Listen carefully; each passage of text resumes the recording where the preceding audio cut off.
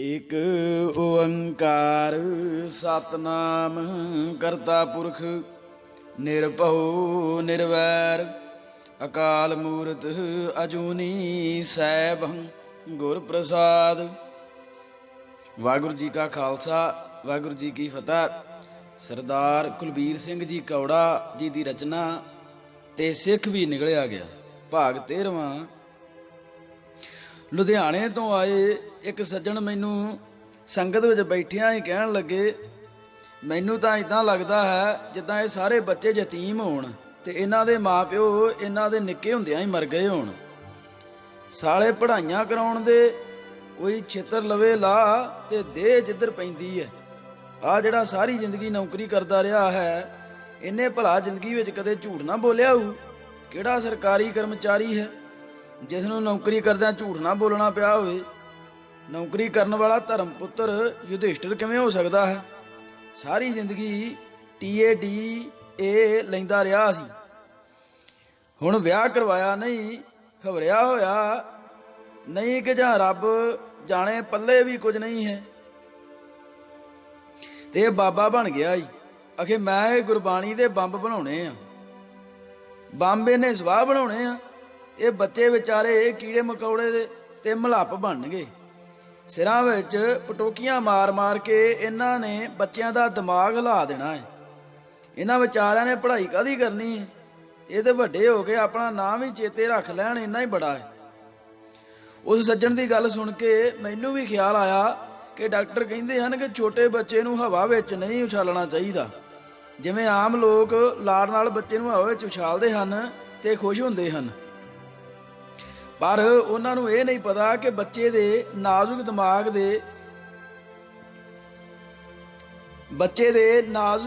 दिमाग ते इसका कितना बुरा असर पै सकता है। जो कोई व्यक्ति कैलकूलेटर नूं झटके देवे जां ਉਹ थल्ले डिग पवे तो काम करनों हट जाता है। इसे तरह ही बच्चे का दिमाग हुंदा। कई बच्चे सुते सुते मंजे तो भुंजे डिग पैंदे हन, बाद विच पता लगता है कि उन्हां दा दिमाग सट लगन कारण याद शक्ति गवा चुका है। वो कोई भी दिमागी गल याद रखने के काबिल नहीं रहिंदे। इसे करके ही अजकल बच्चों के सौण वाले मंजे नाल 2 फुट उच्ची रेलिंग लाई जाती है। डॉक्टर तो यह भी कहते हैं कि बच्चे के मूँह से चपेट मारन नाल दिमाग हिल जाता है। फिर वो मैनू उठा के कमरे में लाया। मैनू भी उहदियां गल्लां बड़ियां सच्चियां लगियां।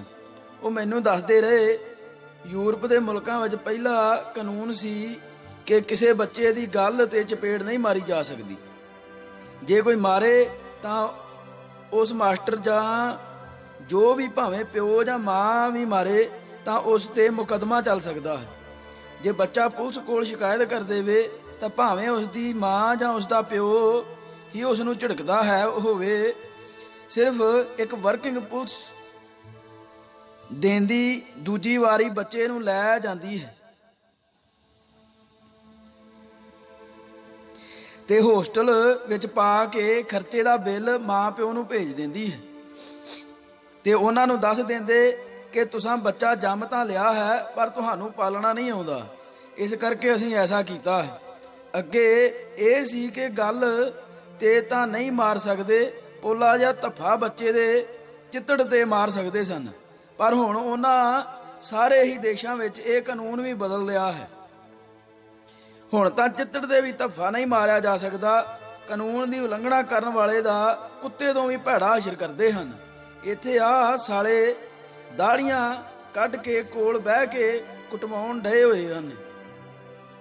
गल्लां करदिआं उन्हें उन्हां मावां नूं ही बड़ी गाल वाही जिन्हां जम के सुੱਟ तां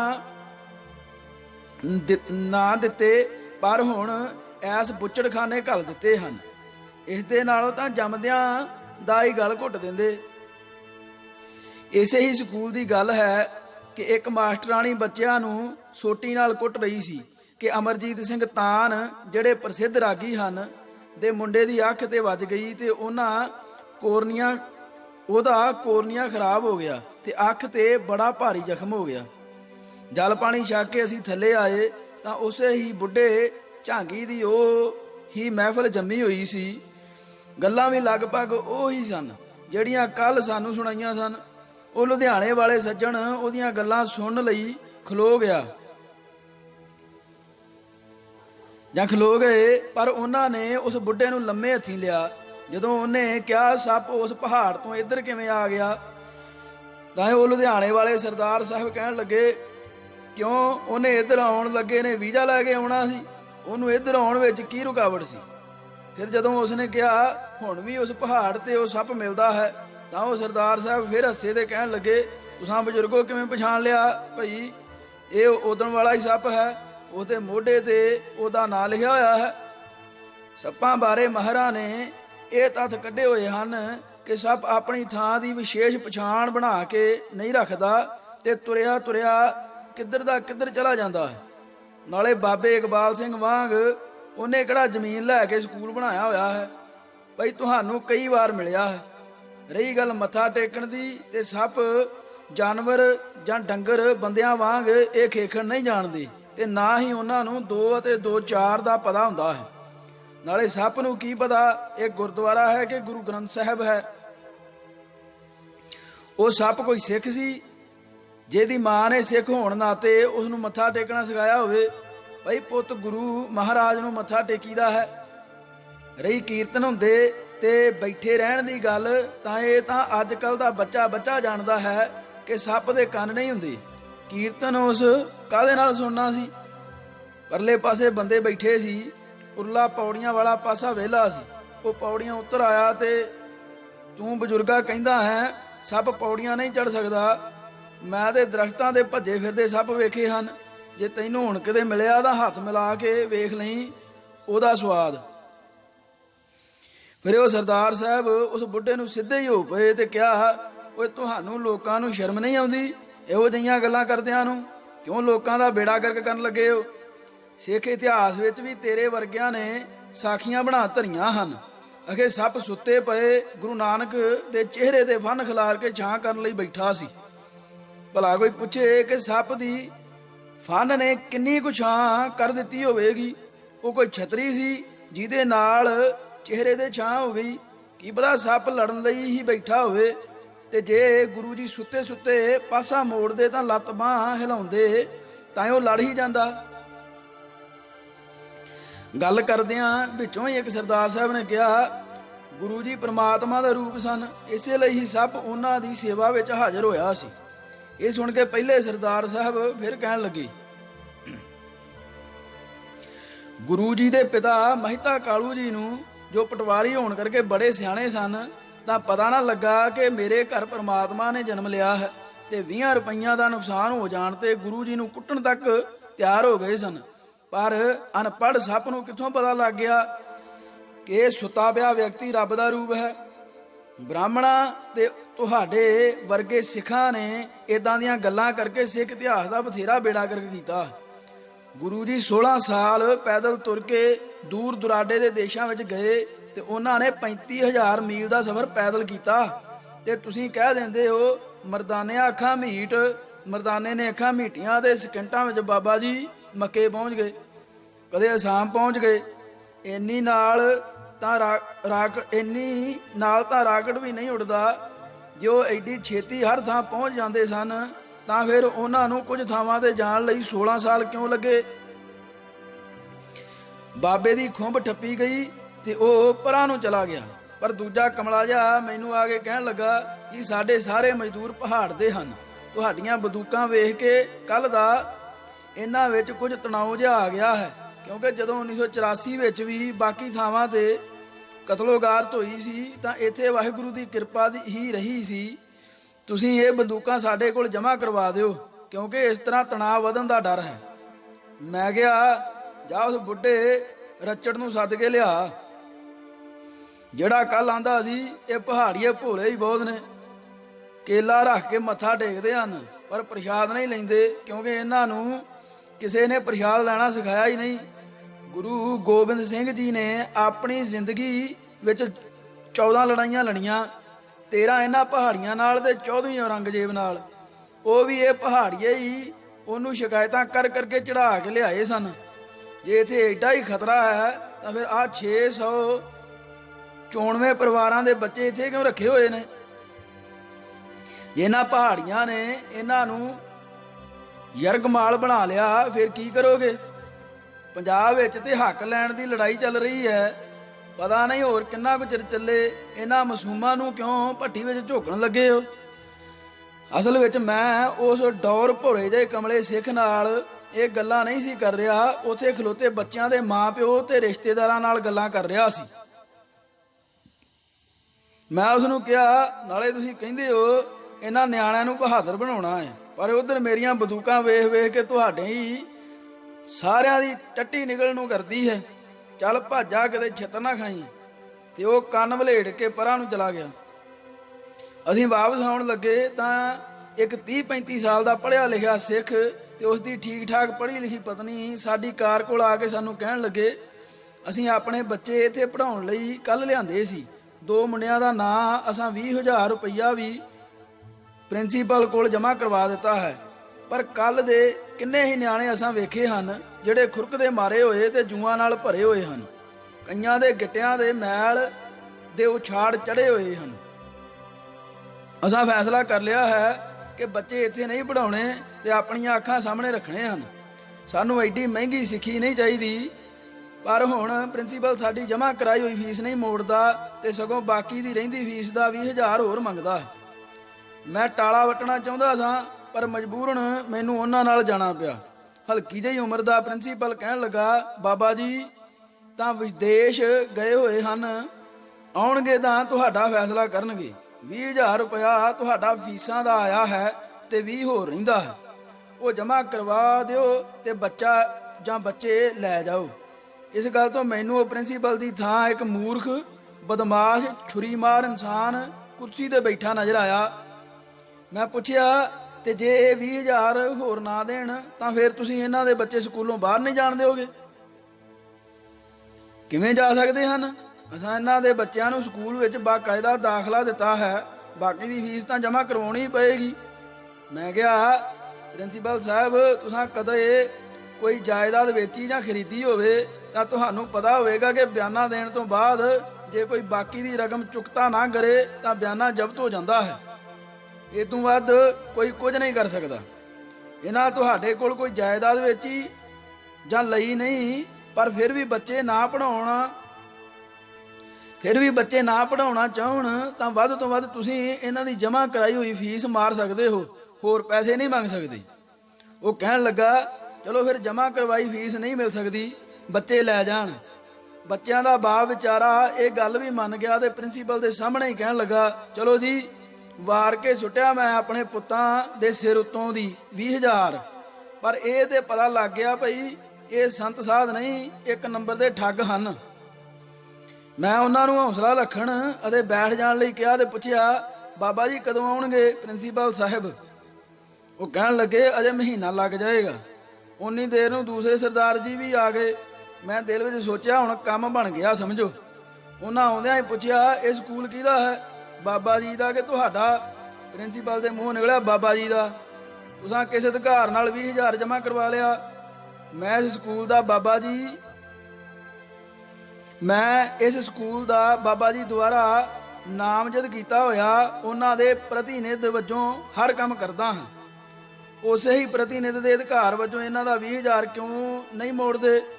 ਬਾਬਾ ਜੀ ਦੇ ਆਉਣ ਤੱਕ ਇੰਤਜ਼ਾਰ ਕਰਨ ਨੂੰ ਕਿਉਂ ਕਹਿੰਦੇ ਹੋ? ਲਿਆਓ ਇਹਨਾਂ ਦੇ ਪੈਸੇ ਮੋੜੋ। ਵੱਧ ਤੋਂ ਵੱਧ ਰਾਤ ਦੀਆਂ ਖਾਧੀਆਂ ਰੋਟੀਆਂ, ਸਵੇਰ ਦੀ 2 ਕੱਪ ਚਾਹ ਤੇ ਕਮਰੇ ਵਿੱਚ ਭੁੰਜੇ ਸੌਣ ਦੇ ਪੈਸੇ ਕੱਟ ਲਓ, ਨਹੀਂ ਤੇ ਪੁਲਿਸ ਕੇਸ ਬਣੇਗਾ। ਕਿਤੇ ਖਲੋਣ ਜੋਗੇ ਨਾ ਰਹਿ ਜਾਓਗੇ। ਐਸਾ ਕੋਈ ਕਾਨੂੰਨ ਨਹੀਂ ਕਿ ਕੋਈ ਰਾਤ ਨੂੰ ਬੱਚੇ ਪੜ੍ਹਾਉਣ ਦੀ ਫੀਸ ਜਮ੍ਹਾਂ ਕਰਵਾ ਕੇ ਸਵੇਰੇ ਆਪਣਾ ਇਰਾਦਾ ਬਦਲ ਲਵੇ ਤਾਂ ਉਸ ਨੂੰ ਪੈਸੇ ਵਾਪਸ ਨਾ ਮਿਲਣ। ਹਾਂ, ਜੋ ਖਰਚਾ ਆਇਆ ਹੈ ਉਹ ਕੱਟ ਲਓ। ਲਓ ਜੀ, ਇਸ ਤਰ੍ਹਾਂ ਦੀ ਕਿੰਨੀ ਸਾਰੀ ਬਕ-ਬਕ ਹੋਣ ਤੋਂ ਬਾਅਦ ਉਹਨਾਂ ਵਿਚਾਰਿਆਂ ਦੇ ਪੈਸੇ ਵਾਪਸ ਹੋਏ। ਹੁਣ ਇਹ ਫੈਸਲਾ ਕਰਨਾ ਬਾਕੀ ਹੈ ਕਿ ਇਹੋ ਜਿਹੇ ਲੋਕ ਜੋ ਅਸਲ ਵਿੱਚ ਪੈਸੇ ਦੇ ਲਾਲਚੀ ਭੇੜੀਏ ਬਣ ਚੁੱਕੇ ਹਨ, ਉੱਪਰੋਂ ਸਿੱਖੀ ਦਾ ਬਾਣਾ ਪਾ ਕੇ ਸੰਤ ਬਣੇ ਹੋਏ ਹਨ, ਸਾਰੇ ਸਿੱਖਾਂ ਨੂੰ ਹੀ ਕੀ ਐਕਸ਼ਨ ਲੈਣਾ ਚਾਹੀਦਾ ਹੈ ਕਿ ਉਹ ਇਸ ਤਰ੍ਹਾਂ ਦੀ ਬਦਮਾਸ਼ੀ ਛੱਡ ਕੇ ਸਿੱਧੇ ਰਾਹ ਤੇ ਆ ਜਾਣ। ਜਲੰਧਰ ਸ਼ਹਿਰ ਦੇ ਵਪਾਰੀ ਤੇ ਗੁਰਦੁਆਰਾ ਗੁਰੂ ਤੇਗ ਬਹਾਦਰ ਤੇ ਹਸਪਤਾਲ ਦੇ ਪ੍ਰਧਾਨ ਸਰਦਾਰ ਜਗਜੀਤ ਸਿੰਘ ਗਾਭਾ ਤੇ ਉਹਨਾਂ ਦੇ ਦੋ ਛੋਟੇ ਭਰਾਵਾਂ ਦੇ ਬੱਚੇ ਵੀ ਉਹਨਾਂ ਨੇ ਖੁਰਕ ਤੇ ਜੂਆਂ ਪੈਣ ਕਰਕੇ ਹੀ ਉਸ ਸਕੂਲ ਵਿੱਚੋਂ ਕਢਵਾਏ ਸਨ। ਬਾਬਾ ਇਕਬਾਲ ਸਿੰਘ ਜੀ ਪੜ੍ਹੇ ਲਿਖੇ ਆਦਮੀ ਹਨ, ਪਰ ਜਿਹੜੀ ਉਸ ਸਕੂਲ ਦੀ ਇਮਾਰਤ ਬਣ ਰਹੀ ਸੀ ਉਸ ਦਾ ਤਰੀਕਾ ਤੇ ਬਣਾਉਣ ਦਾ ਢੰਗ ਅਨਾੜੀਆਂ ਵਾਲਾ ਹੀ ਸੀ। ਸੀਮੈਂਟ, ਰੇਤ ਤੇ ਬਜਰੀ ਦੀਆਂ ਪਹਿਲਾਂ ਇੱਟਾਂ ਪੱਥੀਆਂ ਜਾਂਦੀਆਂ ਸਨ, ਫਿਰ ਉਹਨਾਂ ਦੀ ਚਿਣਾਈ ਕੀਤੀ ਜਾਂਦੀ ਸੀ। ਜੇ ਏਡਾ ਪੁਆੜਾ ਜੋ ਕਰਨਾ ਹੈ ਤਾਂ ਸਿੱਧੀ RCC ਉਸਾਰੀ ਕਰਨ ਵਿੱਚ ਕੀ ਹਰਜ ਹੈ, ਨਾਲੇ ਇਮਾਰਤ ਹੋਰ ਮਜ਼ਬੂਤ ਬਣਦੀ। ਬਾਬਾ ਇਕਬਾਲ ਸਿੰਘ ਜੀ ਦਾ ਪੈਸੇ ਇਕੱਠੇ ਕਰਨ ਦਾ ਢੰਗ ਵੀ ਬੜਾ ਨਿਰਾਲਾ ਹੈ। ਪਹਿਲਾਂ ਦੱਸੇ ਅਨੁਸਾਰ ਪੂਰੇ ਸਕੂਲ ਵਿੱਚੋਂ 10-11 ਬੱਚਿਆਂ ਦੇ ਖੂਬ ਮਿਹਨਤ ਕਰਕੇ ਉਹਨਾਂ ਨੂੰ ਕੀਰਤਨ ਸਿਖਾਇਆ ਜਾਂਦਾ ਹੈ ਤੇ ਫਿਰ ਵਿਦੇਸ਼ਾਂ ਦੇ ਵੀਜ਼ੇ ਲਵਾ ਕੇ ਉਹਨਾਂ ਨੂੰ ਅਮਰੀਕਾ, ਕੈਨੇਡਾ ਤੇ ਦੇ ਗੁਰਦੁਆਰਿਆਂ ਵਿੱਚ ਲਿਜਾ ਕੇ ਕੀਰਤਨ ਕਰਵਾਇਆ ਜਾਂਦਾ ਹੈ। ਲੋਕਾਂ ਦਾ ਬੱਚਿਆਂ ਦੁਆਰਾ ਕੀਤੇ ਕੀਰਤਨ ਤੇ ਮੋਹਿਤ ਤੇ ਪ੍ਰਭਾਵਿਤ ਹੋਣਾ ਕੁਦਰਤੀ ਗੱਲ ਹੈ। ਬਾਬਾ ਜੀ ਉੱਠ ਕੇ ਖਲੋਂਦੇ ਤੇ ਬੱਚਿਆਂ ਵੱਲ ਹੱਥ ਕਰਕੇ ਬੜੀ ਕਰੁਣਾਮਈ ਆਵਾਜ਼ ਵਿੱਚ ਕਹਿੰਦੇ, ਸਾਧ ਸੰਗਤ ਜੀ, ਇਹ ਬੱਚੇ 1984 ਵਿੱਚ ਦਿੱਲੀ ਕਤਲੇਆਮ ਦੇ ਯਤੀਮ ਹਨ। ਇਹਨਾਂ ਦੇ ਪਾਲਣ ਪੋਸ਼ਣ ਤੇ ਬਹੁਤ ਖਰਚ ਹੁੰਦਾ ਹੈ। ਆਪਣੇ ਆਪਣੇ ਖੀਸੇ ਵਿੱਚ ਹੱਥ ਪਾਓ ਤੇ ਜੋ ਤੁਹਾਡਾ ਦਿਲ ਕਰੇ ਜਾਂ ਜੋ ਕੁਝ ਤੁਹਾਡੇ ਕੋਲ ਹੈ ਇਹਨਾਂ ਬੱਚਿਆਂ ਦੀ ਸਹਾਇਤਾ ਤੇ ਪੜ੍ਹਾਈ ਲਈ ਦਾਨ ਦਿਓ। ਤੁਹਾਡਾ ਇਹਨਾਂ ਗਰੀਬ ਬੱਚਿਆਂ ਨੂੰ ਦਿੱਤਾ ਹੋਇਆ ਦਾਨ ਨਕਾਰਤ ਨਹੀਂ ਜਾਵੇਗਾ, ਵਾਹਿਗੁਰੂ ਤੁਹਾਨੂੰ ਵੱਧ ਦੇਵੇਗਾ। ਪਹਿਲਾਂ ਗਿਆਨੀ ਲੋਕ ਕਹਿੰਦੇ ਹੁੰਦੇ ਸਨ ਕਿ ਸੰਤ ਸਵਰਗ ਨਹੀਂ ਜਾਂਦੇ, ਉਹ ਜਿੱਥੇ ਹੁੰਦੇ ਹਨ ਉੱਥੇ ਹੀ ਸਵਰਗ ਹੁੰਦਾ ਹੈ। ਪਰ ਹੁਣ ਤੇ ਸੰਤ ਤਾਂ ਜਿੱਥੇ ਵੀ ਜਾਂਦੇ ਹਨ ਉੱਥੇ ਗਾਂਧੀ ਘੋਲਦੇ ਹਨ ਤੇ ਝੂਠ ਬੋਲ ਕੇ ਲੋਕਾਂ ਨੂੰ ਲੁੱਟਦੇ ਹਨ। ਮੇਰੇ ਰਿਸ਼ਤੇਦਾਰਾਂ ਦੀ 9ਵੀਂ ਜਾਂ 10ਵੀਂ ਵਿੱਚ ਪੜ੍ਹਦੀ ਬੱਚੀ ਵੀ ਉਸ ਟੀਮ ਵਿੱਚ ਸ਼ਾਮਲ ਸੀ। ਹੋਰ 3-4 ਕੁੜੀਆਂ ਵੀ ਉਸੇ ਹੀ ਕਲਾਸ ਦੀਆਂ ਹੀ ਸਨ। ਸੁਖੀ ਸਾਂਦੀ ਚੰਗੇ ਭਲੇ ਮਾਪਿਓ ਜਿਉਂਦੇ ਹੋਣ ਤੇ ਵੀ ਮਰੇ ਹੋਣ ਦੀ ਗੱਲ ਸੁਣ ਕੇ ਉਹ ਰੋਣ ਲੱਗ ਪਈਆਂ, ਕਿਉਂਕਿ 9ਵੀਂ 10ਵੀਂ ਵਿੱਚ ਪੜ੍ਹਦੀਆਂ ਕੁੜੀਆਂ ਕਾਫੀ ਸਿਆਣੀਆਂ ਹੁੰਦੀਆਂ ਹਨ ਤੇ ਹਰ ਗੱਲ ਦਾ ਅਰਥ ਸਮਝਦੀਆਂ ਹਨ। ਉਹਨਾਂ ਨੂੰ ਰੋਂਦੀਆਂ ਵੇਖ ਕੇ ਲੋਕਾਂ ਨੂੰ ਬਾਬਾ ਜੀ ਦੀ ਕਹੀ ਹੋਈ ਗੱਲ ਦੀ ਪੱਕੀ ਪੁਸ਼ਟੀ ਹੋ ਗਈ ਤੇ ਕਿਸੇ ਨੂੰ ਬੱਚਿਆਂ ਦੇ ਯਤੀਮ ਹੋਣ ਬਾਰੇ ਕੋਈ ਸ਼ੱਕ ਨਾ ਰਿਹਾ। ਬਸ ਵੇਖਦਿਆਂ ਵੇਖਦਿਆਂ ਹੀ ਮਾਇਆ ਦੇ ਢੇਰ ਲੱਗ ਗਏ। ਸੱਜਣ ਠੱਗ ਵੀ ਇਹਨਾਂ ਸਿੱਖ ਬਾਬਿਆਂ ਨਾਲੋਂ ਕਿੱਡਾ ਕੁ ਵੱਧ ਸਿਆਣਾ ਹੋਵੇਗਾ। ਅਸਲੀਅਤ ਇਹ ਹੈ ਕਿ ਕਤਲੇਆਮ ਦੇ ਸ਼ਿਕਾਰ ਹੋਏ ਤੇ ਖਾੜਕੂਆਂ ਦੇ ਯਤੀਮ ਬੱਚਿਆਂ ਦੀ ਵੀ ਇਹ ਸਕੂਲ ਠੋਕ ਕੇ ਫੀਸ ਮੰਗਦਾ ਰਿਹਾ ਹੈ। ਸੱਚੀ ਗੱਲ ਤਾਂ ਇਹ ਹੈ ਕਿ ਇਸ ਨੇ ਕਿਸੇ ਇਹੋ ਜਿਹੇ ਬੱਚੇ ਨੂੰ ਇਸ ਸਕੂਲ ਵਿੱਚ ਦਾਖਲ ਹੀ ਨਹੀਂ ਕੀਤਾ। ਮਾਇਆ ਇਕੱਠੀ ਕਰਨ ਦਾ ਇੱਕ ਹੋਰ ਤਰੀਕਾ ਇਹ ਕੱਢਿਆ ਗਿਆ ਹੈ ਕਿ ਜਿਨ੍ਹਾਂ ਬੱਚਿਆਂ ਦੇ ਮਾਤਾ ਪਿਤਾ ਕਿਸਾਨ ਹਨ ਉਹਨਾਂ ਕੋਲੋਂ ਕਣਕ ਇਕੱਠੀ ਕਰਨ ਲਈ ਆਪਣੇ ਵਿਹਲੜ ਜਿਹੇ ਚੇਲੇ ਘੱਲ ਦਿੰਦੇ ਹਨ ਤੇ ਕਹਿੰਦੇ ਹਨ ਕਿ ਬੱਚਿਆਂ ਦੇ ਖਾਣ ਲਈ ਹੱਕ ਹਲਾਲ ਦੀ ਕਮਾਈ ਦੀ ਕਣਕ ਲੰਗਰ ਵਾਸਤੇ ਇਕੱਠੀ ਕਰ ਰਹੇ ਹਨ। ਹੈ ਕਿ ਨਹੀਂ ਕਿਸਾਨਾਂ ਵਿਚਾਰਿਆਂ ਨੂੰ ਠੱਗਣ ਦਾ ਇੱਕ ਨਵਾਂ ਹੀ ਢੰਗ। ਇਹ ਉਗਰਾਹੀ ਕਰਨ ਦਾ ਤਰੀਕਾ ਇੱਕ ਸਾਧ ਨੇ ਨਵੀਂ 100% ਸਾਧਾਂ ਨੇ ਹੀ ਅਪਣਾਇਆ ਹੋਇਆ ਹੈ ਨਾ। ਇਹ ਉਗਰਾਹੀ ਕਰਨ ਦਾ ਤਰੀਕਾ ਇੱਕ ਸਾਧ ਨੇ ਨਹੀਂ 100% ਸਾਧਾਂ ਨੇ ਹੀ ਅਪਣਾਇਆ ਹੋਇਆ ਹੈ। ਇਸ ਬਹਾਨੇ ਨਾਲ ਹਜ਼ਾਰਾਂ ਬੋਰੀਆਂ ਕਣਕ, ਝੋਨਾ ਤੇ ਆਲੂ ਇੱਕ ਸੀਜ਼ਨ ਵਿੱਚ ਇਕੱਠੇ ਕੀਤੇ ਜਾਂਦੇ ਹਨ।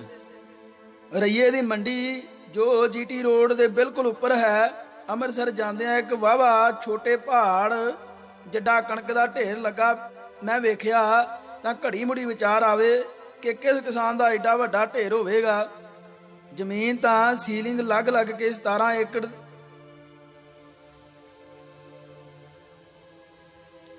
ਏਕੜ ਫੀ ਪਰਿਵਾਰ ਰਹਿ ਗਈ ਹੈ।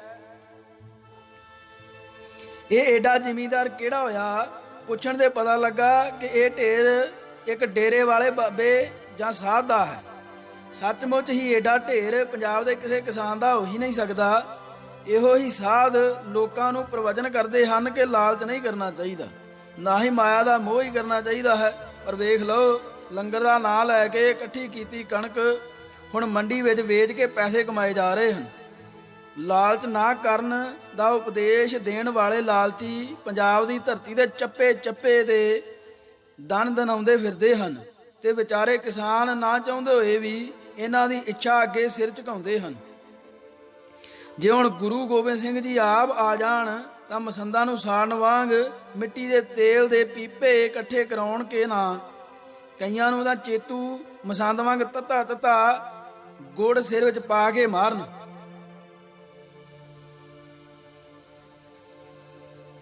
ਸਿਰਲੇਖ ਧਿਆਨ ਸਿੰਘ ਸਾਧ ਕਿਸਾਨ।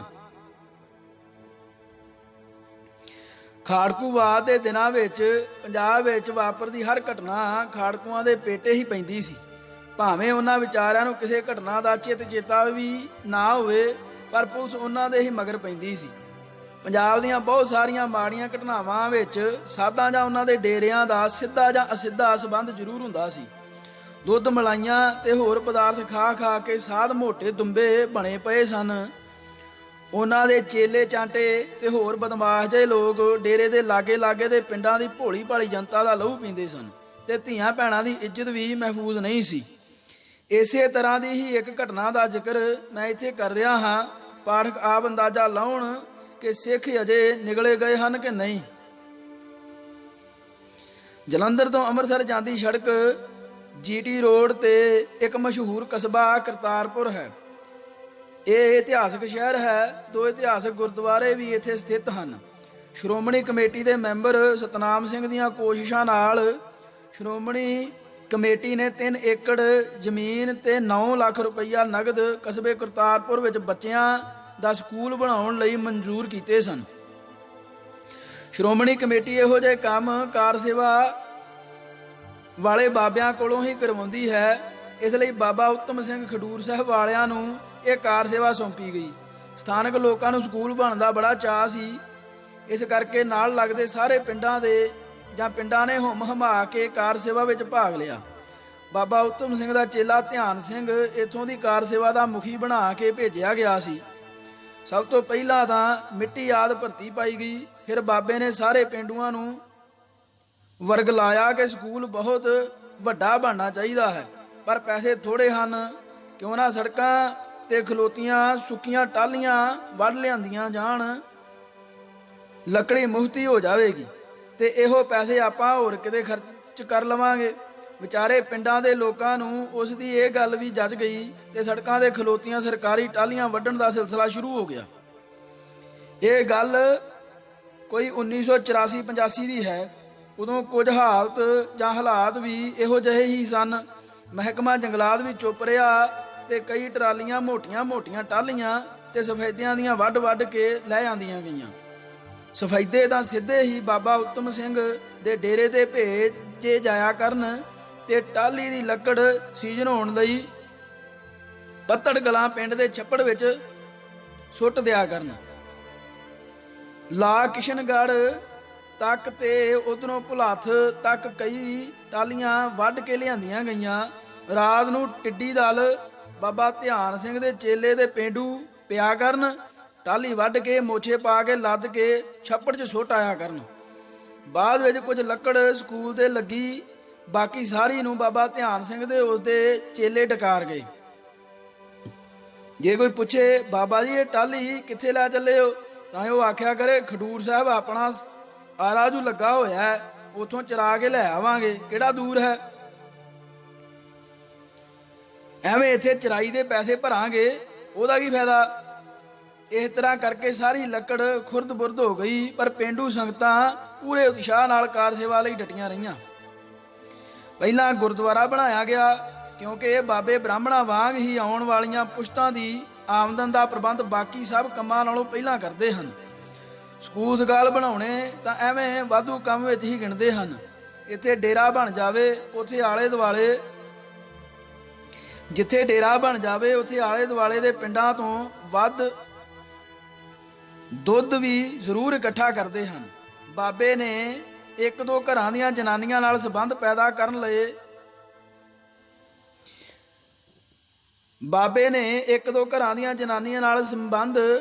ਲਏ ਤੇ ਉਹਨਾਂ ਨੂੰ ਦੁੱਧ ਮੱਖਣ ਤੇ ਪੈਸੇ ਦੇ ਦਿਆ ਕਰੇ। ਉਹ ਬਾਬੇ ਨੂੰ ਖੁਸ਼ ਕਰ ਦਿਆ ਕਰਨ। ਇੱਕ ਦਿਨ ਭਾਣਾ ਇਹ ਵਾਪਰਿਆ ਕਿ ਬਾਬੇ ਦੀ ਯਾਰਾਨੇਦਾਰ ਜਦੋਂ ਉਹਦੇ ਕਮਰੇ ਵਿੱਚ ਆਈ ਤਾਂ ਕੁਝ ਬੰਦਿਆਂ ਨੇ ਵੇਖ ਲਈ। ਪਿੰਡਾਂ ਦੇ ਕਸਬਿਆਂ ਦਾ ਇਹ ਰਿਵਾਜ ਹੈ ਕਿ ਇਹੋ ਜਿਹੇ ਕੰਮ ਵਿਰੁੱਧ ਸਵੇਰੇ ਪੰਚਾਇਤ ਜ਼ਰੂਰ ਸੱਦੀ ਜਾਂਦੀ ਹੈ। ਬਾਬੇ ਨੇ ਵੇਖ ਲੈਣ ਵਾਲਿਆਂ ਦੇ ਇੱਕ ਮੋਹਤਬਾਰ ਸਰਦਾਰ ਸਰੂਪ ਸਿੰਘ ਪਿੰਡ ਬਿਸਰਾਮਪੁਰ ਕੋਲ ਮਿੰਨਤ ਤਰਲਾ ਕੀਤਾ ਕਿ ਮੇਰੀ ਮਿੱਟੀ ਨਾ ਪੁੱਟੋ ਤੇ ਮੈਨੂੰ ਮੁਆਫੀ ਦੇ ਦਿਓ, ਮੈਂ ਤੁਹਾਡੀ ਗਾਂ ਬਣ ਕੇ ਰਹਾਂਗਾ, ਜੇ ਆਖੋਗੇ ਤਾਂ ਕਾਰ ਸੇਵਾ ਵੀ ਛੱਡ ਕੇ ਚਲਾ ਜਾਵਾਂਗਾ। ਉਧਰ ਕੁਝ ਦਿਨਾਂ ਤੋਂ ਪਿੰਡਾਂ ਵਿੱਚ ਇੱਕ ਹੋਰ ਮਸਲਾ ਬੜਾ ਭਖਿਆ ਪਿਆ ਸੀ। ਕਿਸੇ ਨੇ ਪੱਤੜ ਕਲਾਂ ਪਿੰਡ, ਜੋ ਦੁਆਬੇ ਦਾ ਬਹੁਤ ਵੱਡਾ ਪਿੰਡ ਹੈ, ਦੇ ਇੱਕ ਕਿਸਾਨ ਬਹਾਦਰ ਸਿੰਘ ਨੂੰ ਫਿਰੌਤੀ ਦੀ ਚਿੱਠੀ ਪਾ ਕੇ 50,000 ਰੁਪਏ ਦੀ ਮੰਗ ਕੀਤੀ ਹੋਈ ਸੀ ਤੇ ਧਮਕੀ ਵਜੋਂ ਉਹਦਾ ਸਾਰਾ ਪਰਿਵਾਰ ਮਾਰ ਦੇਣ ਦੀ ਗੱਲ ਲਿਖੀ ਹੋਈ ਸੀ। ਜੇ ਪੁਲਿਸ ਨੂੰ ਦੱਸਿਆ ਤਾਂ ਵੀ ਮਾੜੇ ਹਸ਼ਰ ਦੀ ਚੇਤਾਵਨੀ ਸੀ। ਬਹਾਦਰ ਸਿੰਘ ਦੇ ਘਰ ਦੇ ਨਾਲ ਹੀ 5-6 ਘਰ ਹਨ ਤੇ ਪਿੰਡੋਂ ਬਾਹਰ-ਬਾਹਰ ਇੱਕ ਸੱਲੋਵਾਣਾ ਨਾਂ ਦਾ ਛੋਟਾ ਜਿਹਾ ਗੁਰਦੁਆਰਾ ਹੈ ਜੋ ਜਠੇਰਿਆਂ ਕਰਕੇ ਮਾਨਤਾ ਰੱਖਦਾ ਹੈ ਤੇ ਲੋਕ ਉੱਥੇ ਮੱਥਾ ਟੇਕਣ ਆਉਂਦੇ ਹਨ। ਬਹਾਦਰ ਸਿੰਘ ਵਿਚਾਰੇ ਨੇ ਕਦੇ 50,000 ਰੁਪਈਆ ਹੱਥ ਵਿੱਚ ਫੜ ਕੇ ਵੀ ਨਹੀਂ ਸੀ ਵੇਖਿਆ, ਦੇਣਾ ਕਿੱਥੋਂ ਸੀ। ਚਿੱਠੀ ਪੜ੍ਹਦੇ ਸਾਰ ਹੀ ਉਸ ਨੂੰ ਦਿਲ ਦਾ ਦੌਰਾ ਪੈ ਗਿਆ, ਪਰ ਡਾਕਟਰੀ ਸਹਾਇਤਾ ਵੇਲੇ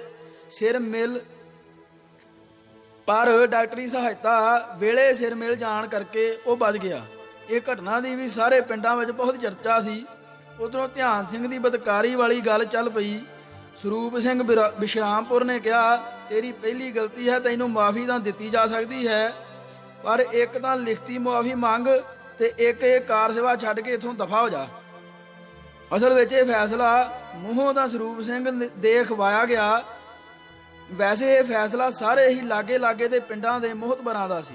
ਜਦੋਂ ਧਿਆਨ ਸਿੰਘ ਮੁਆਫੀਨਾਮਾ ਲਿਖਣ ਲੱਗਾ ਤਾਂ ਅਜੇ ਉਸ ਨੇ ਵਾਹਿਗੁਰੂ ਜੀ ਕਾ ਖਾਲਸਾ ਵਾਹਿਗੁਰੂ ਜੀ ਕੀ ਫਤਿਹ ਹੀ ਲਿਖੀ ਸੀ ਕਿ ਲਾਗੇ ਬੈਠੇ ਇੱਕ ਪੜ੍ਹੇ ਲਿਖੇ ਕਿਸਾਨ ਨੇ ਬੜੇ ਧਿਆਨ ਨਾਲ ਲਿਖਾਈ ਵੇਖੀ ਤੇ ਉਹ ਇਹ ਕਹਿ ਕੇ ਉੱਠ ਕੇ ਚਲਾ ਗਿਆ ਕਿ ਮੈਂ ਹੁਣੇ ਆਉਂਦਾ। ਉਹ ਸਕੂਟਰ ਤੇ ਜਾ ਕੇ ਬਹਾਦਰ ਸਿੰਘ ਵਾਲੀ ਫਿਰੌਤੀ ਦੀ ਚਿੱਠੀ ਲੈ ਕੇ ਆਇਆ ਤੇ ਲਿਆ ਕੇ ਸਰੂਪ ਸਿੰਘ ਦੇ ਹੱਥ ਫੜਾ ਦਿੱਤੀ। ਜਦੋਂ ਦੋਵੇਂ ਚਿੱਠੀਆਂ ਮੇਲ ਕੇ ਵੇਖੀਆਂ ਗਈਆਂ ਤਾਂ ਉਹ ਵੀ ਧਿਆਨ ਸਿੰਘ ਦੇ ਹੱਥਾਂ ਦੀ ਹੀ ਲਿਖੀ ਹੋਈ ਸੀ। ਸਾਰੀ ਪੰਚਾਇਤ ਫਿਰ ਬਹਿ ਗਈ। ਜਦੋਂ ਉਹਨੂੰ ਚਿੱਠੀ ਬਾਰੇ ਪੁੱਛਿਆ ਗਿਆ ਤਾਂ ਹਿੰਦੀ ਦੀ ਕਹਾਵਤ ਵਾਂਗ ਕਾਟੋ ਤੋਂ ਕਤਰਾ ਖੂਨ ਕਾ ਨਾ ਥਾ ਵਾਲੀ ਗੱਲ ਸੀ। ਧਿਆਨ ਸਿੰਘ ਪੈਰਾਂ ਤੋਂ ਸਿਰ ਉਤਾਂਹ ਨਾ ਚੁੱਕੇ। ਸਰੂਪ ਸਿੰਘ ਨੇ ਪੁੱਛਿਆ, ਹੋਰ ਕਿੰਨਿਆਂ ਨੂੰ ਇਹ ਚਿੱਠੀਆਂ ਪਾਈਆਂ ਸੀ? ਉਹਨੇ ਕਿਹਾ, ਇੱਕ ਬਾਬੇ ਬਕਾਲੇ ਦੇ ਇੱਕ ਬੰਦੇ ਨੂੰ ਤੇ ਇੱਕ ਹਮੀਰੇ ਲਾਗੇ ਦਿਆਲਪੁਰ ਪਿੰਡ ਦੇ ਮੰਗੀ ਨਾਂ ਦੇ ਵਲੈਤੀਏ ਨੂੰ। ਕਈ ਆਖਣ ਪੁਲਿਸ ਨੂੰ ਫੜਾਈਏ, ਕਈ ਆਖਣ ਝੱਗਾ ਚੁੱਕਾਂਗੇ ਤਾਂ ਆਪਣਾ ਢਿੱਡ ਨੰਗਾ ਹੋਊ। ਗੱਲ ਅਕਾਲ ਤਖਤ ਸਾਹਿਬ ਤੇ ਲੈ ਚੱਲੋ। ਬਾਬੇ ਉੱਤਮ ਸਿੰਘ ਨੂੰ ਵੀ ਉੱਥੇ ਬੁਲਾਇਆ ਗਿਆ, ਪਰ ਉਹ ਤਾਂ ਮੰਨਿਆ ਰਹਿ ਚੁੱਕਾ। ਕਬਜ਼ੇਬਾਜ਼ ਤੇ ਪੁਲਿਸ ਤੇ ਸਰਕਾਰ ਦਾ ਟਾਊਟ ਸੀ। ਉਧਰ ਮਝੈਲਾਂ ਨੂੰ ਉਦੋਂ ਇਹ ਬੜਾ ਭੁਲੇਖਾ ਹੁੰਦਾ ਸੀ, ਭਈ ਦੁਆਬੀਏ ਐਵੇਂ ਡਰਪੋਕ ਜਿਹੇ ਹੁੰਦੇ ਹਨ। ਬਾਬੇ ਉੱਤਮ ਸਿੰਘ ਨੇ ਆਖਿਆ, ਮੁਆਫੀ ਧਿਆਨ ਸੋ ਮੰਗ ਲੈਂਦਾ ਹੈ, ਪਰ ਜੇ ਆਖੋ ਕਾਰ ਸੇਵਾ ਦਾ ਡੰਡਾ ਡੇਰਾ ਪੁੱਟੋ ਤਾਂ ਉਹ ਗੱਲ ਨਹੀਂ ਹੋਣੀ। ਉਹਨੇ ਹਾਜ਼ਰ ਲੋਕਾਂ ਨੂੰ ਸਾਹਮਣੇ ਆਪਣਾ ਝੱਗਾ ਤਾਂ ਚੁੱਕ ਕੇ ਕਿਹਾ, ਲਾ ਲਓ ਜਿਹੜਾ ਜ਼ੋਰ ਲੱਗਦਾ ਜੇ। ਇਹਦਾ ਮਤਲਬ ਕੀ ਹੁੰਦਾ ਹੈ ਸਾਰੇ ਜਾਣਦੇ ਹਨ। ਇਸ ਤਰ੍ਹਾਂ ਹੁੰਦਿਆਂ ਕਰਦਿਆਂ ਸਮਾਂ ਲੰਘਦਾ ਗਿਆ। ਸਕੂਲ ਬਣ ਕੇ ਤਿਆਰ ਹੋ ਗਿਆ ਤੇ ਚੱਲਣ ਵੀ ਲੱਗ ਪਿਆ। ਧਿਆਨ ਸਿੰਘ ਹੁਣ ਸਕੂਲ ਦੀਆਂ ਮਾਸਟਰਾਣੀਆਂ ਦੇ ਵਿਚਕਾਰ ਬਹਿ ਕੇ ਬਦਾਮ ਤੇ ਕਾਜੂ ਖਾਇਆ ਕਰੇ। ਜਿਹੜੀ ਮਾਸਟਰਾਣੀ ਨੂੰ ਜੀ ਕਰੇ ਕੱਢ ਦਿਆ ਕਰੇ, ਜਿਹਨੂੰ ਜੀ ਕਰੇ ਰੱਖ ਲਿਆ ਕਰੇ। ਅੰਮ੍ਰਿਤਸਰੋਂ ਲਿਆ ਕੇ 5-7 ਧੂਤੇ ਜਿਹੇ ਵੀ ਰੱਖ ਲਏ।